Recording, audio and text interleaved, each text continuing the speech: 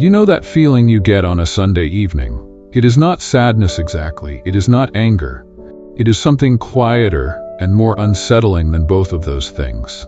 It is the feeling of sitting in your living room, the weekend almost gone, and realizing that tomorrow you're going to do the exact same thing you did last Monday. And the Monday before that. And the one before that.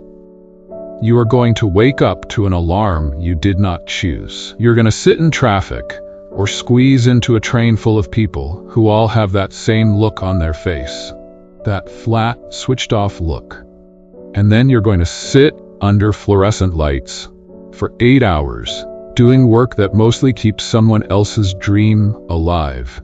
And then you're going to come home tired in a way that sleep does not fully fix.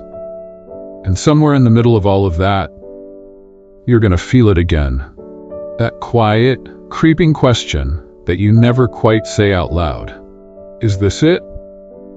That feeling has a name, and it is older than you think. Chapter 1. The cave you already live in. About 2,500 years ago, a Greek philosopher named Plato wrote something that was supposed to be about knowledge and reality.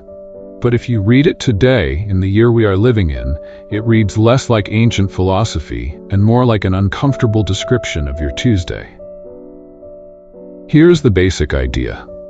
Plato asked you to imagine a group of prisoners. They have been chained inside a cave their entire lives. They cannot turn their heads. They cannot move. All they can see is the wall in front of them. And behind them, people walk past carrying objects, and a fire behind those people casts shadows on the wall. So all the prisoners ever see are shadows. Flickering, shapeless shadows on a cave wall. And here is the part that gets you. The prisoners do not know they are watching shadows. They think the shadows are real. They have given the shadows names. They have built entire systems of understanding around the shadows.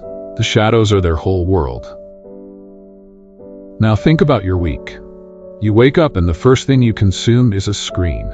News, notifications, someone else's opinion about something that happened somewhere. You go to work and you spend 8 hours reacting to things. Emails, meetings, deadlines, other people's priorities. You come home and you turn on another screen. More shadows, different wall, same cave. And the really uncomfortable part is not that it happens. The uncomfortable part is that after a while it starts to feel normal. It starts to feel like reality. Because when everyone around you is watching the same wall, it stops occurring to you that there might be anything else. That is not a metaphor. That is Monday through Friday for most of the people alive right now. Chapter 2. The chains you cannot see. Here's where it gets more specific and more personal. Plato's prisoners were chained. But here's the thing about the chains in your life. They do not look like chains. They look like responsibilities. They look like a mortgage payment and a phone bill and a lifestyle that needs a certain income to sustain itself. They look like a job title that took years to earn and feels too risky to walk away from. They look like other people's expectations of who you are supposed to be by now. And the chains that look like choices are the hardest ones to question. There is a specific kind of exhaustion that comes from this. And it is different from the exhaustion of hard work. Hard work tires your body. This tires something deeper. It tires the part of you that knows, somewhere underneath all the busyness, that you are spending most of your hours building a life that was designed by someone else, for reasons that were never fully yours. The system was not built to make you free. It was built to make you functional. Functional enough to show up. Functional enough to consume. Functional enough to keep the whole thing running. And you are good at being functional. You have been practicing it your whole life. School taught you to sit still, follow instructions, and perform on a schedule. Work continued the training. And somewhere between school and the job and the mortgage, the question of what you actually want from your one life got quieter and quieter, until most days you do not even hear it anymore. But it is still there. That Sunday evening feeling is it. That is the question knocking. Chapter 3. The Prisoner Who Walked Out. Now here is the part of Plato's story that most people skip over because it is the most difficult part. In the Allegory, one prisoner gets free, the chains come off. And the first thing that happens is not relief. The first thing that happens is pain. Because when you have been staring at a wall your entire life and you suddenly turn around and see the fire, the light is blinding. It hurts. Your eyes are not built for it yet. And then someone drags this prisoner out of the cave entirely, into actual sunlight, into the real world. And it is overwhelming and disorienting, and nothing makes sense the way it used to make sense inside the cave. Plato was not writing about a cave. He was writing about what it costs to wake up. Because waking up is not comfortable. It is not a gentle, cinematic moment where everything suddenly becomes clear and beautiful. Waking up means sitting with the fact that a significant portion of your life has been spent staring at shadows and calling them real. It means questioning things that you built your identity around. It means tolerating a kind of uncertainty that the cave, for all its limitations, never asked you to feel. The cave is uncomfortable, but it is familiar. And familiarity is one of the most powerful forces in human psychology. We will choose a familiar pain over an unfamiliar possibility almost every single time. Not because we are stupid, because the brain is wired for survival, and survival means staying close to what it already knows. So the prisoner who walked out is not a hero in any simple sense. The prisoner who walked out is someone who chose a harder discomfort over a more comfortable one. And that is a choice. It is a real, daily, repeatable choice. Chapter 4. What the shadows are made of. Let us get specific about what the shadows actually are in your life right now. Because this is where the philosophy stops being abstract and starts being something you can actually use.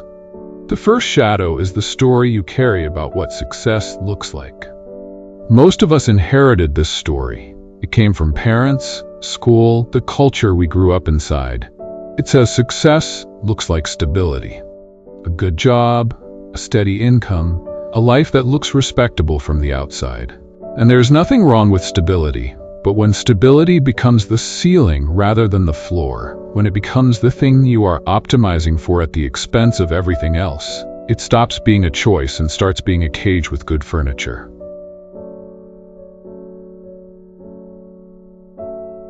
The second shadow is busyness.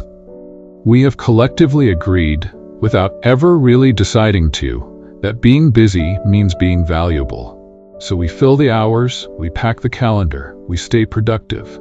And busyness is one of the most effective ways to avoid the one question that the Sunday evening feeling keeps asking. Because if you are always doing something, you never have to sit with the discomfort of asking whether the something you are doing actually matters to you. The third shadow is the most personal one. It is the version of yourself that you perform for other people, the professional version, the responsible version, the version that has it together and knows what they are doing, and is definitely fine. That version is real in some ways. But it is also a shadow of something larger and more complicated that lives underneath it. And most people spend so much energy maintaining the performance that they lose touch with whatever is actually true about them. Plato would say that all three of these shadows feel completely real. He would say that is exactly the point. The shadows are convincing. That is what makes them shadows, and not just obvious lies. Chapter 5. The Walk Back into the Cave. Here is the part of Plato's allegory that hits the hardest. After the prisoner walks out into the sunlight, after their eyes adjust and they begin to see things as they actually are, Plato says the prisoner goes back into the cave. Not because they have to, because they choose to, because they want to tell the others what they have seen. And when they go back in, their eyes are no longer adjusted to the dark. They stumble. They cannot see the shadows as clearly as they used to. And the other prisoners look at them and think something is wrong with them. They think the light damaged them. And some of the prisoners, Plato says, would rather kill the one who came back than follow them out. That is not ancient history. That is what happens when you start questioning the life you were handed and the people around you are not ready to question theirs. The discomfort you create in others just by changing is real, and it is one of the loneliest parts of waking up. But here is what I want you to hold on to as we end this. The cave is real, the shadows are real, the chains are real, and the walk out is real too. It is not dramatic, it does not happen all at once. It happens in small moments of honesty, moments where you sit with the Sunday evening feeling instead of scrolling past it, moments where you ask the question you have been avoiding, moments where you choose just once to act from something deeper than the schedule you were handed. You do not have to burn your life down to start seeing more clearly. You just have to stop mistaking the shadows for the whole story, because they never were. And somewhere underneath the routine and the exhaustion and the Sunday dread, you already know that.